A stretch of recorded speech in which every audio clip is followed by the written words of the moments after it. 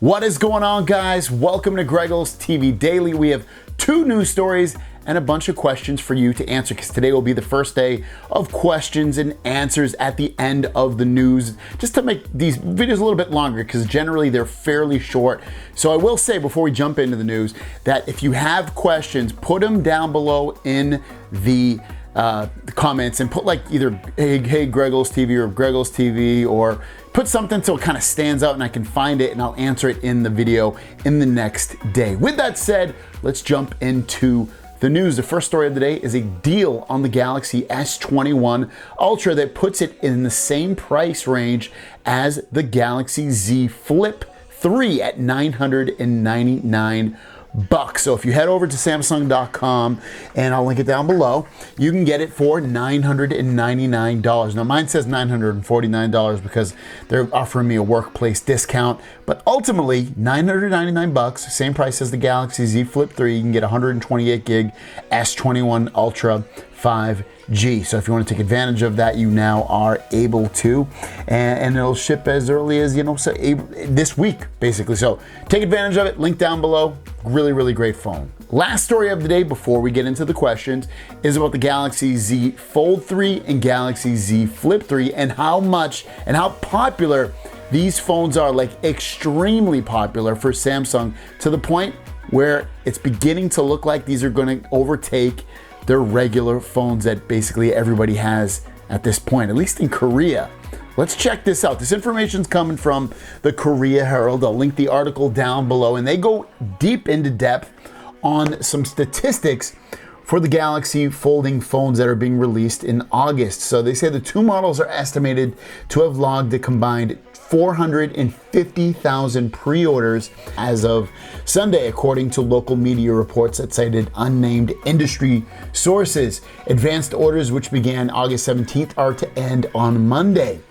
Total pre-orders could reach at least 600,000 units, they said, if sales of unlocked phones or phones that not locked in a particular mobile carrier are included. The figure could even hit 800,000.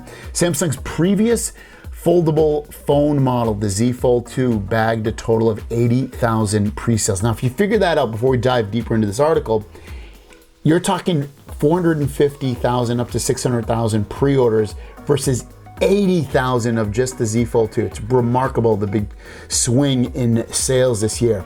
Also, the Z Fold 3 and Flip 3 are flying off the shelves even faster than the latest models from Samsung's other 2 popular series. The S and the Note pre-orders for the foldable devices are twice that of the S21 and 1.5 times that of the Note 20. Both released last year, industry sources told local media. Another cool point in here is that the Z Fold 3 is very popular. 49% of pre-orders have been made between people in their 20s and 30s, while the same age group accounted for 57% for the Z Flip 3. So these are crazy stats showing you that, and it's the kind of way I feel.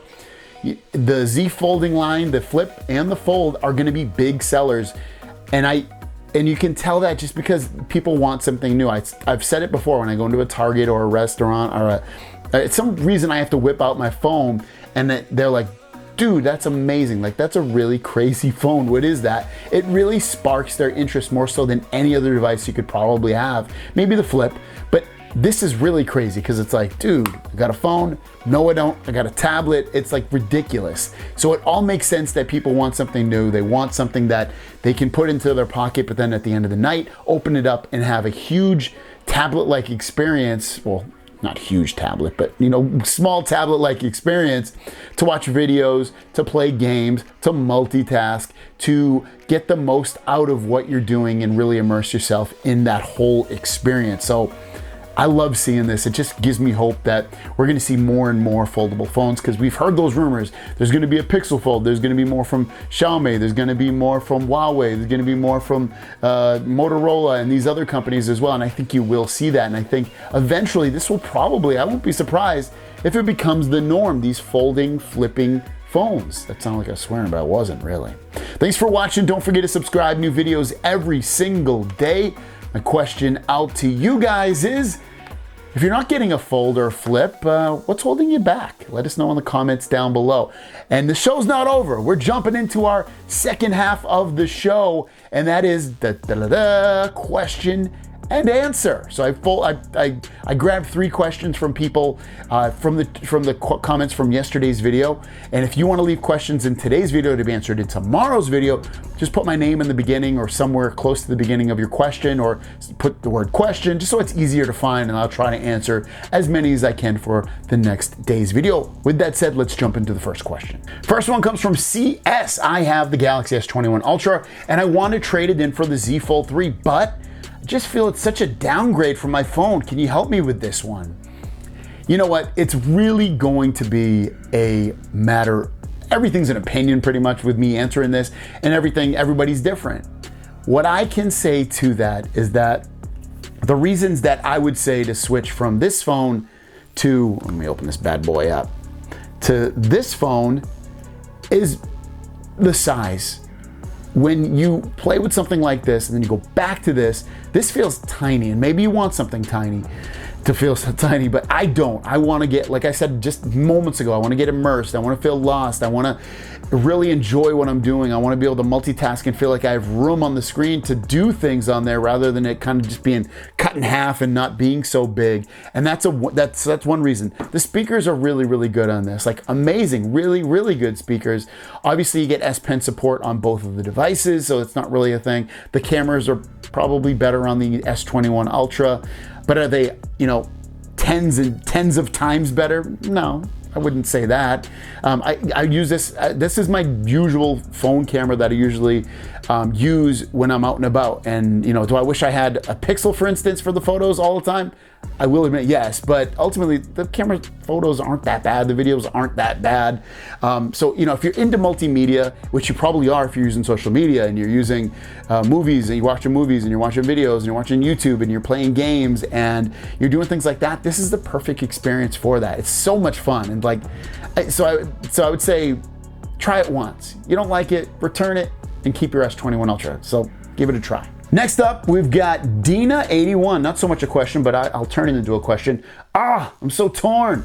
The little crease on the fold is holding me from buying it. Plus, if the slide is a real thing for next year, I might really want to hold off. Well, Dina, I'm gonna answer you right here. You're saying the crease.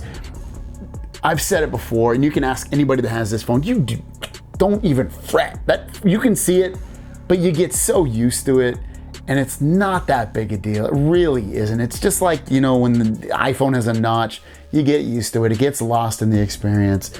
You have the camera cutout on there, you get used to it. It sticks out like a sore thumb when you see it for the first time, but after like a few minutes, you get used to it. And it doesn't bother me at all. So don't even let it bother you. Just give the phone a try. You can try it. And then just to inform in terms of the slide phone, if it does come out next year, you're gonna probably be able to get a pretty good penny for trading this phone in. So you're probably not gonna lose that much money. I wouldn't worry too much. I'd say get the Fold 3. And our last question comes from William Smith.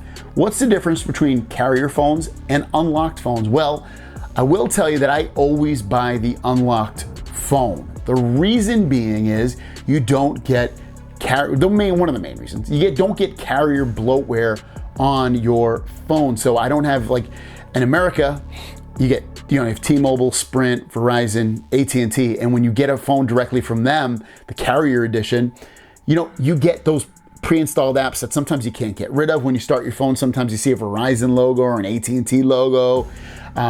It's more branded for those phones rather than those companies more so than the phone at times. Sometimes you can't install certain apps. I think with Samsung, like you can't use, I can't remember. There was like, you couldn't use Samsung Pay or something, or you couldn't use Samsung Cloud or something. It's just weird, stupid stuff like that. When you get an unlocked version, you have the full Samsung experience the way they intended. The only pre-installed apps generally are Samsung apps and Google apps.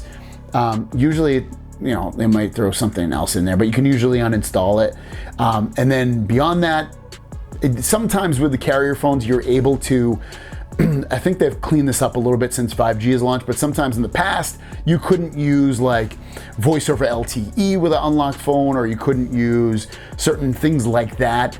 But I've noticed that, for instance, on AT&T, I can now do all that stuff. I get the HD calling, I get, the fast 5G, all that stuff. So I wouldn't really worry about it at this point. So if I was gonna tell you if you can afford it, in terms of not having to do it through your carrier, rather than do it through Samsung, do it through Samsung, get the unlocked version. It's just, for me, and I think most people would say this, it's a better overall experience. And I think that's why a lot of people like iPhones too. When you get an iPhone, you don't get all this crap installed on it from other companies. It's just Apple installing this crap.